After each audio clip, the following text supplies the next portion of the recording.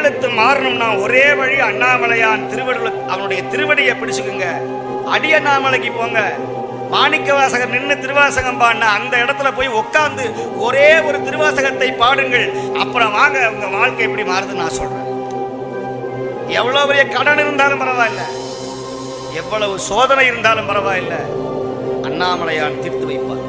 ஏற்பட்ட தெய்வம், உண்மையான தெய்வம் அண்ணாமலை. நம்ம நெற்றியில திருநீர் பூசணும்னா அதற்கு ஒரு தனி பிறவி எடுக்கணும். நம்ம மார்புல, நம்முடைய தொண்டையில, நம்முடைய கழுத்துல ருத்ராட்சம் ஏறணும்னா அதற்கு ஒரு தனி பிறவி எடுக்கணும். தேவாரமும் திருவாசகத்தையும் சிவப்பணியையும் செய்ய வேண்டும் என்று சொன்னால் போன ஜென்மத்துல சிவபெருமானுக்கும் நமக்கும் தொடர்பில்லை என்றால் இங்கு வந்து அமரவே முடியாது. இதுதான் சத்தியமான உண்மை. இதை சிவஞான சித்தியார் சொல்லுகிறது. ஒரு ருத்ராட்சத்துடைய அருமை தெரியுமா? ஒரு ருத்ராட்சம் ஒரு சிவனுக்கு சமானம், ஒரு சிவலிங்கத்துக்கு சமானம், ஒரு சிவலிங்கத்துக்கு சமானம். இன்னைக்கு அடுத்த ருத்ராட்சம் வந்து கருங்காலி வந்துருச்சு. கருங்காலி எல்லாம் கருங்காலி பகலாம் ஆயிட்டாங்க. தப்பா நினைச்சிடக்கூடாது. கருங்காலி மாலை இங்க கூட பக்கத்துல வைக்கிறாங்க. செம்பு பாதாளம் கோயில் ஆவுன்னா கருங்காலி, கருங்காலி எல்லாம் கருங்காலியா மாறணும்னு கருங்காலி. என்னடா ரகசியம்னா இது போட்டா இதெல்லாம் சாப்பிட முடியாது. ஊர்வனை, நீந்துவனை, பரப்பனை, அது போட்டா எல்லாம் சாப்பிடலாம் அப்படி சொல்லிவிட்டான். ஆமா, சாஸ்திரமாவது சம்பிரதாயமாவது நாங்க எழுதுறதா சாஸ்திரம். இப்ப அது போச்சு. அடுத்து செங்காலி ஒன்று, செங்காலி மாலைன்னு ஒண்ணு புதுசா. ஆக கூடி இருக்கிற மரத்தை வெட்டாம விடமாட்டோம். கடவுளை நம்பி பிழைக்கிற ஒரு கூட்டம் நீ திருநீரை பூசக்கூடாது, நீ ருத்ராட்சம் போடக்கூடாதுன்னு சொல்லி நிறைய கோயில்ல இருக்கிற ஒரு சில புரட்டுவாதிகள், ஒரு சிவனடியார் ஒரு பொம்பளை ருத்ராட்சம் போட்டிருந்தாங்கன்னா என்னமா ருத்ராட்சம் போட்டிருக்க அப்படின்னு கோயில் பண்ற பூசாரியே, கோயில பண்ற அர்ச்சகரே சொல்றார் போடாத அப்படின்னு. இந்த அம்மா சொல்லுது, என்னங்க ஐயரே சொல்லிவிட்டாரு அப்படின்னு கழட்டி எறியுது. இது எங்க இல்லைன்னு சொல்லுங்க பார்க்கலாம். ஐயா, சிவபெருமான் புகழ வளர்த்த வேண்டிய நீ என்ன பண்ற? சிவனை கும்பர வரதே பெரிய விஷயம். நீ ருத்ராட்சம் போடாத, திருநீரை பூசாத. எத்தனை பெண்கள் ருத்ராட்சம் போடாம குடும்பம் நடத்தலையா? இல்ல வாழ்க்கையில உயர்லையா? நான் கேட்கிற ஒரு கேள்வி, ருத்ராட்சம்ங்கிறது அது என்ன? சிவபெருமானுடைய நெற்றி கண்ணுக்கு சமானம் ருத்ராட்சம். நெற்றி கண் எதுங்க? நெருப்பு. அந்த நெருப்பை நீங்க மார்பிலையும் கழுத்திலையும் தலையிலேயும் கையிலையும் போடுகிற பொழுது அந்த நெருப்பு உங்களை பாதுகாப்பாக இருக்க வைக்குமே தவிர உங்களை எந்த காலத்திலையும் கீழே விடாது, கீழே விடாது. நான் சத்தியமா சொல்றேன். கடவுள் நமக்கு நன்மையை தருவார். எந்த கடவுள் நம்மளோட காணிக்கை ஏத்துக்கிறது இல்ல.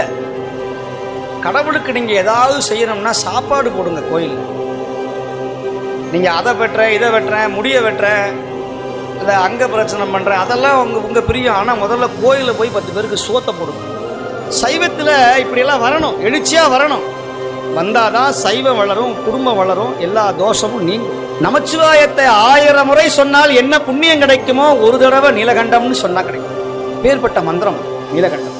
நான் அடிக்கடி சொல்லுவேன், பதிகம் பாடினால் என்ன கிடைக்கும் அப்படின்னு சொல்லி நீங்க சொன்னாலும் அந்த புண்ணியம் உங்களுடைய மகன், மகள் அத்தனை பேருக்கும் போய் சேரும்னு சொல்றார்.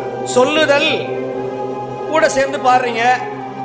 சில பேர்னால பாட முடியாது, கேட்கதான் முடியும், பரவாயில்லை.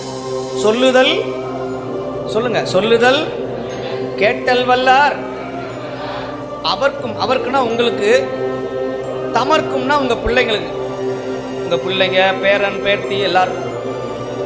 அவங்களுக்கு மட்டும் இல்ல, உங்க சொந்தக்காரங்க அத்தனை பேருக்கும், உங்க சம்பந்திக்கு கூட போய் சேருமா.